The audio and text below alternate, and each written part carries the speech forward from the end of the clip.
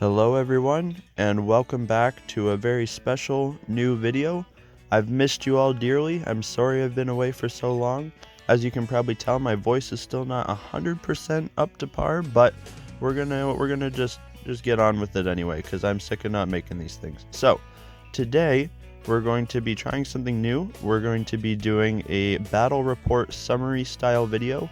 This is going to be a summary of a game that I just played last night. It is the Kroot versus the World Eaters, as you can probably tell by the title, and it was actually the first game my dad has ever played. So, we left out a bunch of rules. I helped him a lot along the way. It just was about learning how things move and interact in the game, but it was a lot of fun, and it was a really cool little game. So we're going to do a little summary of this game, and then going forward, if this does well and you guys like this, I can do more of these and we can do more competitive style stuff, because I do typically play pretty hardcore competitive games with my really silly army. So I use all the good rules and everything properly, but I would just play silly armies. So as I said, this is my dad's first game playing, so it was almost like me playing against myself. But it was totally cool. It was a lot of fun, and there may have been some beverages passing around, so that definitely made it for a more fun and interesting time. So anyways, we're gonna jump into the list right now. Thank you to anybody that's new and everybody that's watching. If you stay till the end, we're going to have a couple that I missed of the community kit bashed models from the last week's submission, so we're gonna have those at the end. So stay for that if you'd like to see those, and yeah, let's go ahead and jump into the list.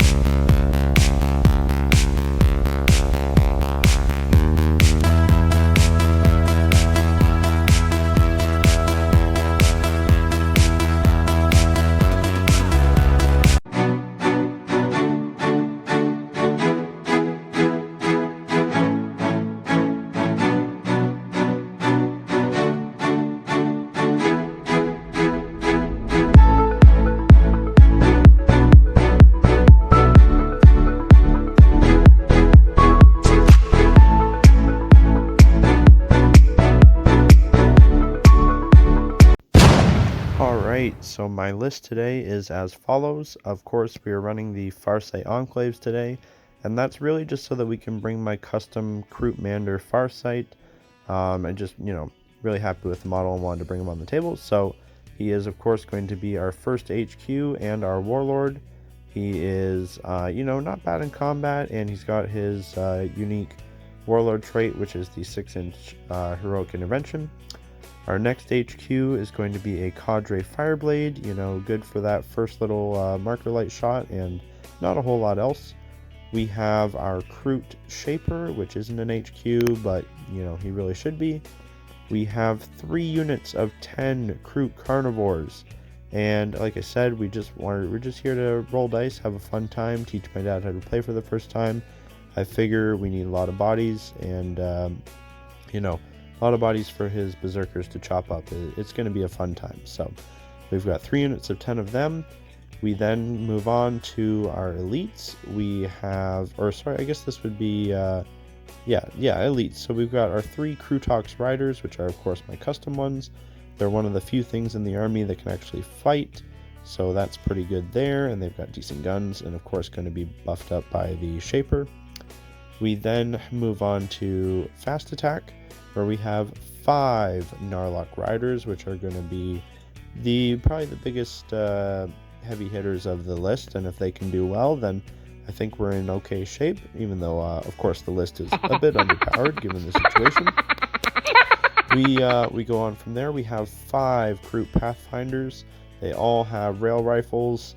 I know they're horrible, but god damn it, do I love the look of them. I just think they're so cool. So we are running the 3 rail rifles, and it's some of that turn 1 deep strike action. They're not too bad.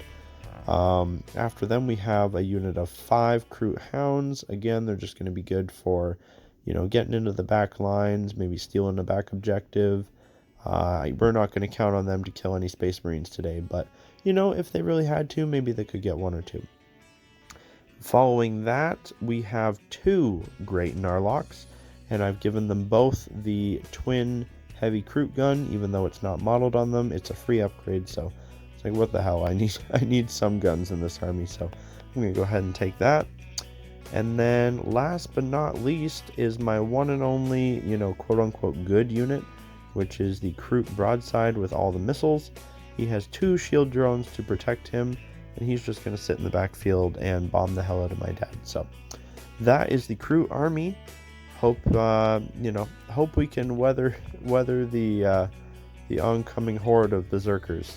So we'll see in a second. We're going to take a look at the World Eaters next.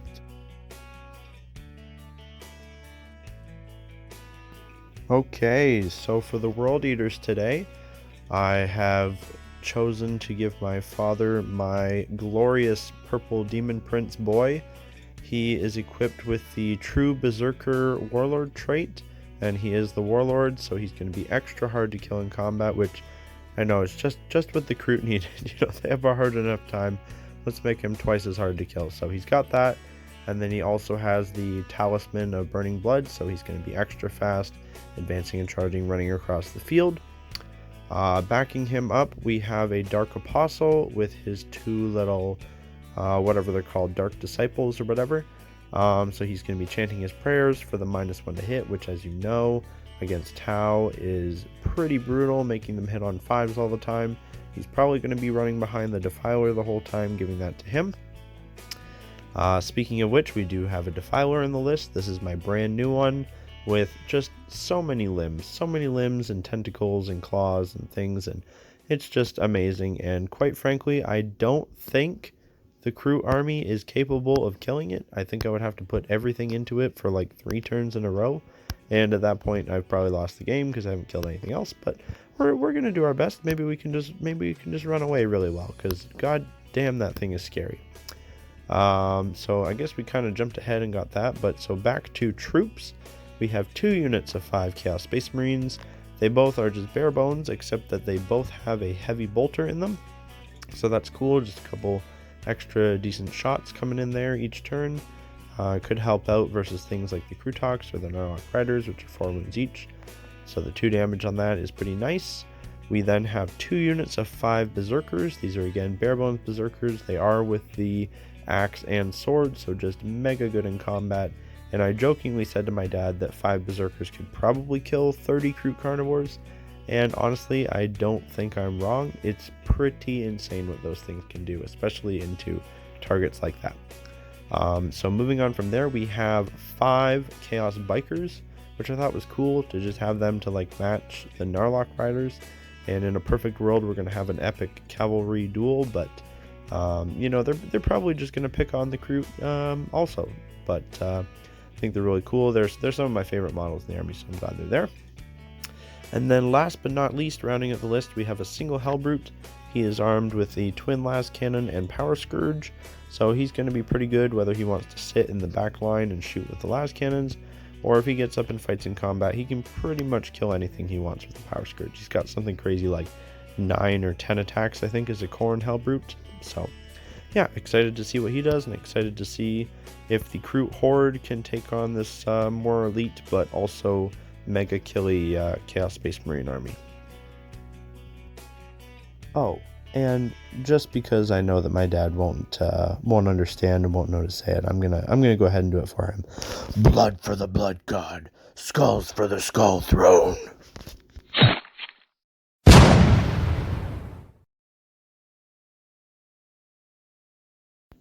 So just to set things straight and kind of give you guys an idea of what kind of a game we're playing here.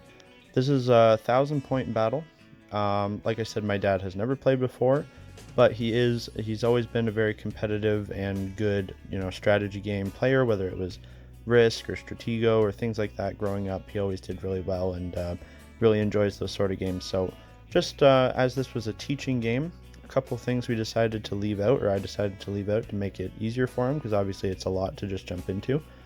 we had no stratagems other than the command point reroll.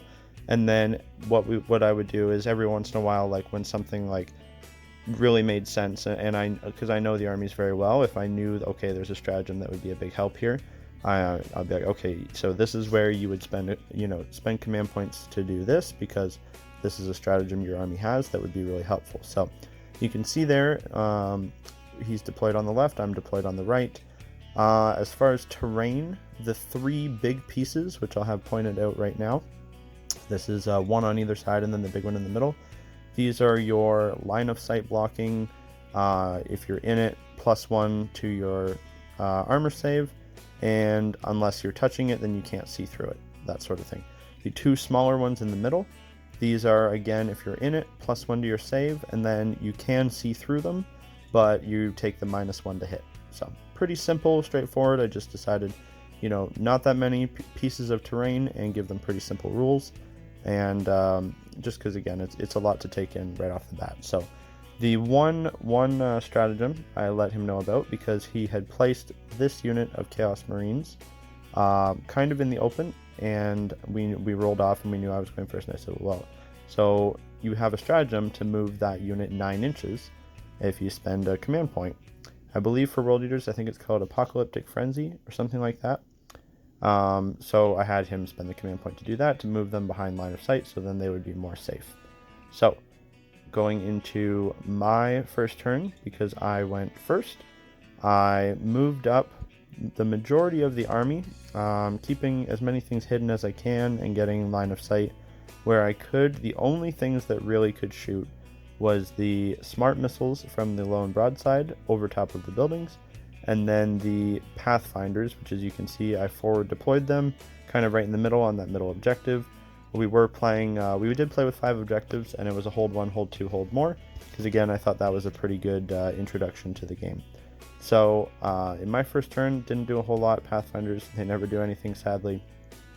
They popped some shots at those Marines.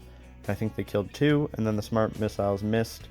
So yeah, I think he lost 2 from that unit, and that concluded my first turn. This is just a quick little overview of the battle, of what it looks like. This is pre-move for me, so just before I've moved. Now we're into turn 1 for World Eaters, and this is where things are going to start to die pretty quickly, I think. As you can see, we've got a unit of Berserkers moving up to the middle there. They're easily going to be able to wipe out those Pathfinders. How dare they actually try to kill something, and now they will be punished for it horribly, as what they deserve. We've got the unit of Bikers that have just popped around the corner there. They're going to be able to put lots of shots into that middle unit of Kroot that is trying to hold the point. We have, it's hard to see, but just on the edge of that piece of terrain, there's a Hellbrute that has a twin las cannon and is backed up by a Demon Prince for the rerolls. Just peeking around the corner, he's going to be able to put some good shots into my Great Narlock. We have the Defiler peeking around the corner up there, and he can see a whole bunch of stuff. He can see the Narlock cab, he can see my back unit of Kroot, and some hounds over there. So a lot of shots coming in, and at least one charge. Our brave bird boys just facing down this horrible, spiky, murderous horde. Let's say a quick prayer for them, boys and girls. I don't think they're long for this world. Oh, we're feeling nice and safe hiding behind this building, but oh, what's that? Peeking around the corner? Oh god. So, as kind of expected, anybody that plays Kroot can tell you, they are not the most durable things in the world, and when you got Space Marines of any flavor shooting and charging and killing you, it's things are going to disappear pretty quickly. So where did all that stuff in the middle go, you may be asking me? Well, like I said, my dad is pretty ruthless, and he rolls even better than I do. So those Berserkers, of course, melee killed those Pathfinders, no problem. We're able to pile onto the point. The Great Narlock got one-shotted by that Hellbrute. He hit with both fast cannon shots, wounded with both, and then he rolled exactly 9 on the damage on the 2. And of course they went straight through, and so he just straight up died. The Defiler peeking around the corner back there, just being the most sneaky gigantic spider monster you've ever seen. He put all of his shots into the Narlock Riders, and he actually managed to kill 2 and put 1 on 1 wound. And again, we weren't using stratagem, so there was no demon forged or anything, so he rolled really well there to do that. And that definitely, that turn hurt a lot. Oh, and of course, all of those Kroot in the middle, they died to, I think it was a mix of the bikers shooting them and then a little bit of failed morale as well. So yeah, we've lost a lot, but we're not done yet. So into my turn 2, like I said, this is a hold 1, hold 2, hold more, so I'm kind of forced to try to grab any points in the middle that I can, because it's going to start spiraling out of control really quickly. So I moved everything I could up into the middle there just to try to take it back and then hold it for the first time this game. So we have our remaining Narlock Cav moving up, we've got our remaining Great Narlock supported by Krootmander Farsight, and just behind Farsight there is the Cadre Fireblade. The Krootox Riders have moved up as well to get some shots in. The Shaper is somewhere around, I think he's just behind them out of sight. And what's kind of interesting is the Hounds were able to slip in between the pillars of the big building and get alongside the Defiler there. And they are actually going to try a cheeky long charge into those remaining 3 Marines in the back, because if we can get him off of that, then that will really help with getting caught up on points, or getting ahead on points. So let's see what we can do here. Like I said, this charge of the Hounds is pretty important. It could be a big point swing, but let's pour one out for our little doggies here, because they are in a very dangerous spot back there, and we wish them all the best, but you know how it is if you've ever played with dogs.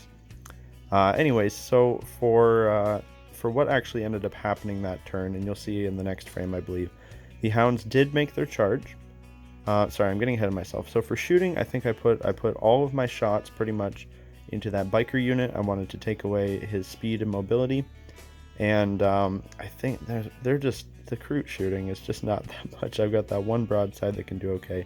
I think between the Krootox Riders, the remaining Narlock, Great Narlock, the broadside, I think we killed 4 out of 5.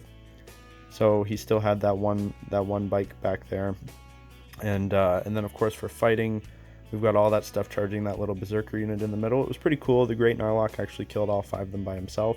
He did some mortal wounds when he charged in, and then it managed to eat the remaining 2 or 3.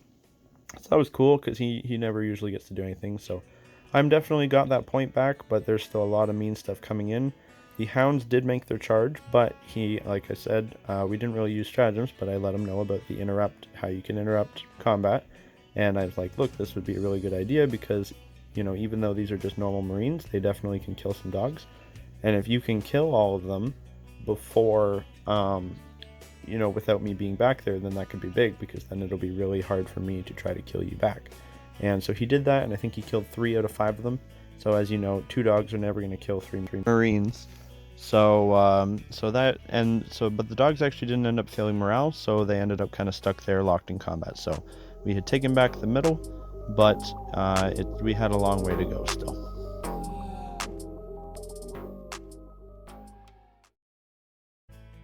Now into Dad's turn 2, the World Eater's turn 2, and he did what I recommended, which was to move away from the corner there and come back to the middle with the Defiler, because it was on full health and it's more than capable of fighting its way through the middle, through everything that I had put there. So the mightiest Kroot resistance is no match for the angry spider bot of death.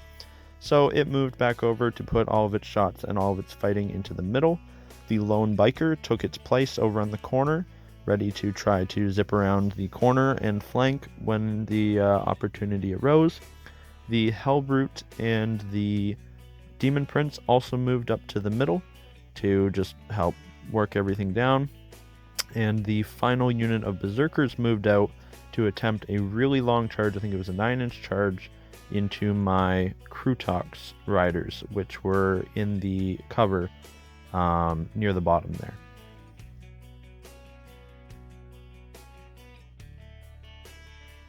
So once again, my dad's shooting was really on point. Of course, everything was getting the reroll 1s there from the Demon Prince in between them, But again, so between the Hellbrute and the Defiler, he was easily able to kill my remaining Great Narlock, which just left the 3 Narlock Riders sitting on the point. I believe there was a couple other little shots here and there, maybe from that one Marine squad in the cover. Maybe I think they popped out with their heavy bolters, but I think they for the most part missed everything. But so everything in the middle there is in big trouble. Then into the charge phase, the Berserkers actually made their really long charge. I think he had to use a reroll for it, but they did make it. And that was pretty bad because that's one of my last good units that's now going to get mopped up by Berserkers. For those that don't know, the Berserkers are just insane and they will kill anything. So we've got a nice top-down view here. You can see all these big, horrible, mean, nasty chaos things coming at me. And yeah, if this goes the way it should go and odds go as odds do, I'm not going to have too much left after this. But we're not quite out of it yet, so we'll see how it goes. Oh Lord, where did all the chickens go? Yeah, that went about how I expected it would, and it almost didn't actually. What was really funny is the Defiler, because again we weren't really using stratagems, he didn't have the Demon Forge, it only hits on 4s, and so when it went to fight the Narlock Riders, it actually whiffed really bad, and one of them lived, even though there was only 2 on full health and 1 on 1 wound, but fortunately the Hellbrute had also charged them. We were counting those terrains as being able to move through them. Like, you know, they were just the -1 if you're shooting through it. So the Hellbrute was able to charge in as well, and he finished it off no problem. So we don't have too much left, and it's looking pretty grim. Those Marines in the back there were also able to easily finish off the last of the Kroot hounds. Now, ladies and gentlemen, I feel like this is the showdown we've all really been waiting for. Can Kroot Farsight charge in and kill a Hellbrute in one shot? Let's find out. Alright, so at this point, it's my turn 3, and it's pretty clear which way the game is going to go. The Defiler's still on full health, the Demon Prince is still on full health. He's pretty definitively taken the board, and we're just going to try to get as many kills as we can before we get hacked to pieces. So we've got Kroot Farsight charging up into the Hellbrute. We've got my other 2 little characters coming up. We've got one of my last 2 units of Kroot Carnivores about to heroically charge into Berserkers.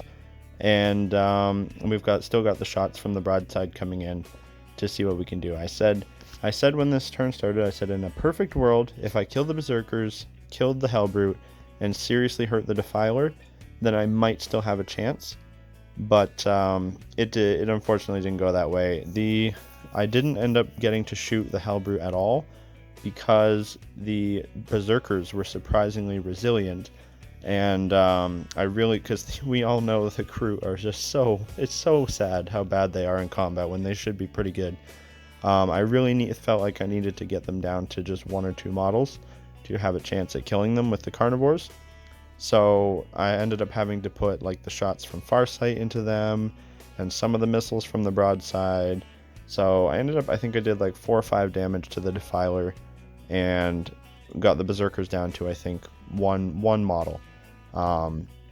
So then into my charge phase, Farsight charged into the Hellbrute, and they have an epic battle because the Hellbrute's on full health. You know, Farsight only has a D3 damage weapon. He hit and wounded with all 4, and he did a total of 7 damage. So 7 out of 8 wounds, put the Hellbrute down to 1, and the Hellbrute took 2 off him in return. So they had an ongoing fight going. It was pretty cool. Dad interrupted with that lone Berserker just to be cool, and I had actually charged him with my two little characters, and I think he fought into the Cadre Fireblade and didn't kill him, but he took off like 3 wounds, and then between them and the Carnivores they were able to kill that last Berserker. So the situation was Farsight's wrapped up with the Hellbrute on 1 wound, the Berserkers are dead, but that's pretty much it for me. That was my last hurrah. Yeah, there wasn't a whole lot left to do at that point. As you can see from the top down here, there's not a whole lot left. So it goes into Dad's turn 3. The Hellbrute falls back. The Defiler actually kills Farsight in shooting, just so disrespectful. And then the Defiler and the Demon Prince and the Dark Apostle are able to... to all charge in and pretty much mop up everything that's left at the bottom. As you can see at the end here, we've got my Cadre Fireblade, who just was outside of charge range. The broadside is still alive, but really he is about to be charged by the Demon Prince, who I forgot that he had the Advance and Charge relic, so he actually should be closer than he is in that picture. So he's about to be charged by the Demon Prince, and I think there is the last 3 carnivores, or 3 or 4, are stuck in combat with his last bike. You can see them just on the other side of the terrain over there. And that's pretty much it. Like I said, one more turn I would be completely tabled. So we decided to call it there, and it was a lot of fun, honestly. You know, for considering it, he's just barely sort of learning the rules as he goes.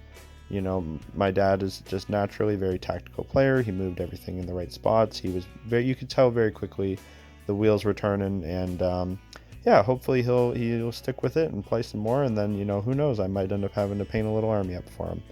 But anyways, guys, thanks for watching that. Like I said, I'm just figuring it out as I go along. Let me know if you liked this style of just a quick little summary battle report. I can maybe even make them a little bit quicker, although obviously if it's a bigger game it might take longer. But yeah, I'd be happy to do this stuff in the future, and just so you guys can kind of see how the Kroot play. Between me and my friends, we have quite a few armies, so we can do some pretty different games.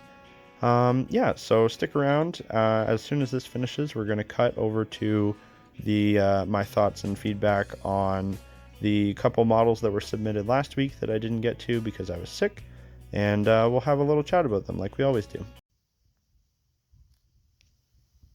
Hey everyone, alright, we're at that awesome part of the video where I would normally show a whole bunch of you guys' kit bash models and shit, but as you know, I've kind of been out of commission the last week, so I didn't post what I normally post on Instagram asking for you guys to send in your models. So it looks like I just have one straggler that I missed from last week. I thought there was a couple, but apparently there's only one. If I'm missing you for some reason, just message me again. I'll for sure get it in the next video, but I combed through my DMs and I only found this one. Really quick, before we get into this, I would just like to mention anybody that's interested in supporting the channel, there is a Patreon link down below. And in the future, when we do giveaways and shit, that's the place to be, and any money from that goes towards my coffee addiction, and also, you know, funding new models, better cameras, all that shit. So really appreciate anybody that has checked that out so far. Obviously, you know, the normal YouTube shit, like and subscribe if you want to do that. I think we're going to do something really cool at 1,000 followers or subscribers. We'll do some sort of a cool giveaway at that point. So we're pretty close. I think we're at like 800 something right now. So if we get to 1,000 by the end of the year, that'd be pretty cool. And like I said, it'll be something sweet. I don't know if I'm going to do a kit bash model. Some people said they were interested in doing like a cool like custom artwork. I have some artist friends, like digital artist friends that I've talked to before. So we could be able to sort something like that out. So let's get into this first, or first and only kit bash that was sent in. We're gonna have that pop up on the screen right now. Holy shit, my dude went in hard with a freaking Eldar Exodite dragon riding elf lord. I don't even know what this would count as in the game. Like, this is just ridiculous, but it's so freaking cool. I love the Eldar Exodites. Obviously, I have Kroot dinosaurs. I'm obviously gonna love Eldar dinosaurs, and I recognize this print, the mount. It's I think the company is Lost Kingdom Miniatures, something like that. They make awesome Seraphon proxy models. Again, I don't know what Seraphon model this humongous giant pterodactyl monster would be, but it's freaking cool as hell, dude. Looks awesome. Your green stuff work looks awesome. The rider looks super cool. He looks like a dragon knight from like old school Warhammer Fantasy or something. Really 10 out of 10. Like I said, this is the only one this week. Unless I might have missed somebody. I'm really sorry if I did. Like I said, just message me again. But for the one and only one, bravo. 10 out of 10. One of the coolest ones we've ever featured. I say I've got his name popping up right now. Give this man a follow. He's making some really cool stuff. That's a big plus from me. So that's going to be the end of the video. Hopefully you guys liked that battle report. I'd be happy to do more like that in the future.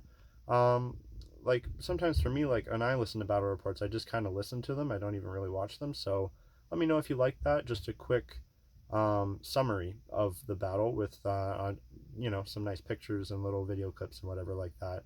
So I think it's just kind of like a nice little digestible format, especially if you're doing like a smaller game like that. I think it's pretty manageable to do it that way. So thanks so much for watching. If you got this far, like I said, once we hit 1,000, we're going to do some sort of a cool giveaway, so make that happen. And as I said, if you want to support the channel, there is a Patreon link below, but don't feel obligated to do that at all. And yeah, see you guys next time. Bye.